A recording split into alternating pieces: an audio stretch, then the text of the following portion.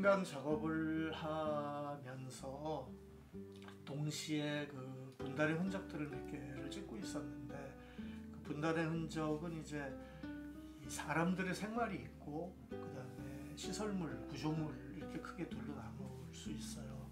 근데 사람들의 생활은 그 우리가 이제 흔히 얘기하는 민통선 지역이라는 지역이 있는데, 이북에서 피난을 내려온 분들이 사는 경우도 있고, 우리 남한의 다른 지역에 살다가 남들이 안 들어가려는 지역을 정부의 방침에 의해서 이주시켜 갖고 들어가서 사는 지역이 있어요.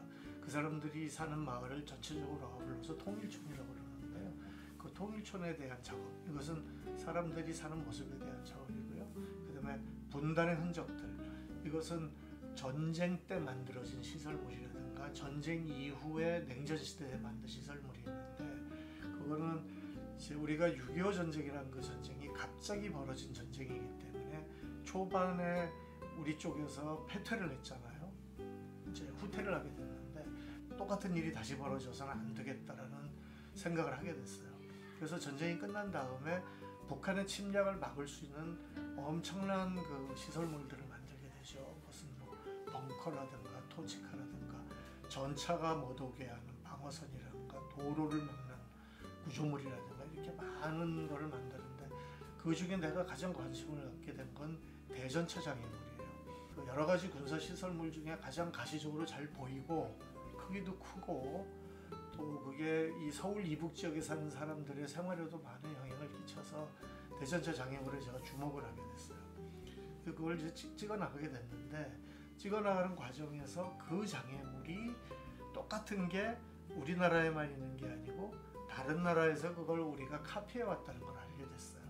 그래서 다른 나라를 가서 보게 되고, 그러다 보니까 그 원리를 찾는데 작동 방식이 비슷한 거예요. 이게 어떤 그 국가 권력이 있으면은 국가 권력이 이 전쟁 시설물을 만들어는 두는데, 실제로 전쟁이 벌어지면 그 시설물은 쓰여지질 않는 거예요. 그래서 그게 그 작동 시스템이 굉장히 재미있구나, 이거는 좀 생각해 볼 만한 것이구나. 그래서 그쪽을 또 좀 파고들었고요. 그래서 지금은 6.25 전쟁에 의한 직접적인 뭐 영향, 그런 거를 작업의 대상으로 삼는다기보다는 어떤 국가 권력이 만든 시설물이 왜 전쟁 때는 작동을 하지 못하고, 전쟁 전에 그런 시설물을 만들려면 민간인들의 그 엄청난 노고와 노력, 또 경비가 들어가거든요.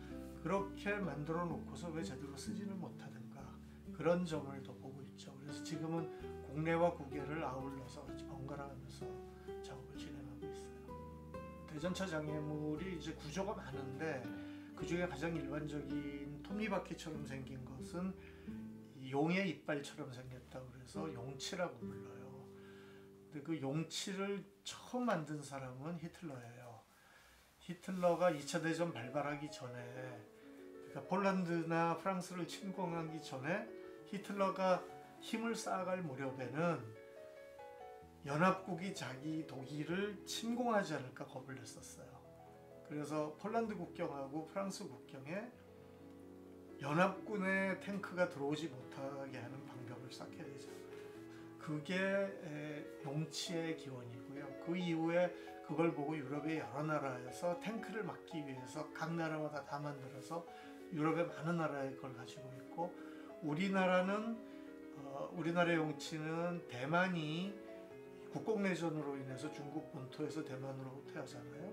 근데 후퇴할 때 금문도라고 그 본토에 바로 인접한 섬을 대만에서 가지게 됐어요. 근데 그 섬은 대만하고는 아주 떨어져 있고 본토에 가깝거든요.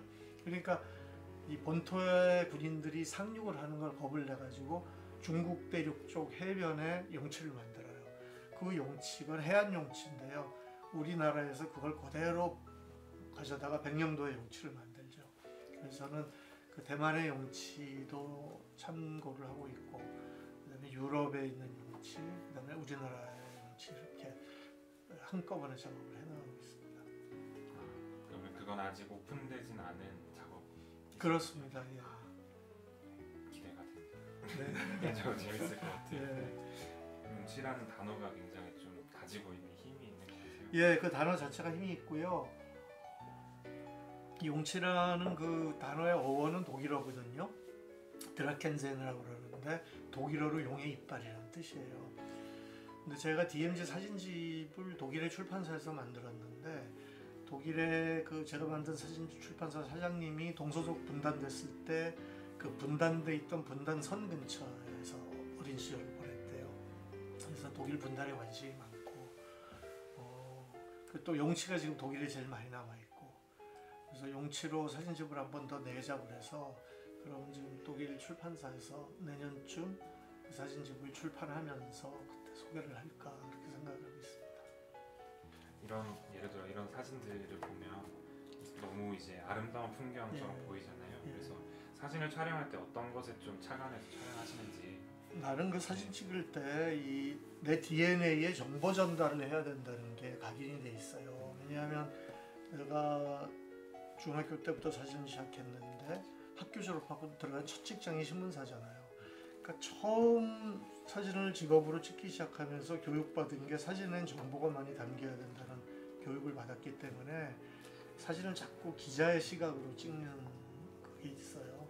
근데 이제 회사를 나오고서 내 개인 작업을 하면서는 그걸 탈피하려고 노력을 많이 하는데 아직도 거기서 다 탈피했다고 생각하진 않죠. 그래서 최근에는 이제 사진을 찍으면서 그거를 사진 미학적으로 어쨌든 내가 의도하는 걸 표현을 하려고 노력을 하는데 정보가 많이 담겨 있는 건 부인할 수 없고요. 근데 이제 사람들이 많이 아름답다는 얘기를 하는데 그건 내가 여기를 아름답게 찍으려고 그런 건 아니고 진짜 여기가 아름답기 때문에 아름답게 찍힌 거죠. 사실 뭐 거의 사람이 들어가지 않고 건드리질 않았으니까 풍경이 아름다울 수밖에 없는 거죠. 이제 그래서 이 작가님께서 촬영한 사진을 보고 사람들이 좀 어떻게 느끼거나 생각을 했으면 좋겠다 뭐 이런 생각들이 이런 그 있으신지. 분단의 작업은 사람들이 이런 사진을 보고 여기가 사실은 우리나라 국토의 다른 어떤 데하고 다 비슷한 데거든요. 차이가 없는 데인데 이제 좀 더 아름답죠. 비닐하우스가 있는 것도 아니고 전신주가 있는 것도 아니고 아름다운데 어쨌든 독특한 경관이잖아요. 이 독특한 경관을 아름다운 풍경으로만 보질 말고 어떻게 해서 이게 이런 경관이 생기게 되었는가를 생각하면서 그로 인한 그 분단의 이유, 경과 이런 우리의 마음가짐 그런 거를 잡기를 원하는 거죠. 그래서 사진을 보면서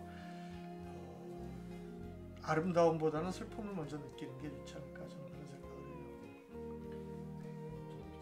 해요. 영상의 마무리를 뭐 인터뷰 이렇게 하다가 그냥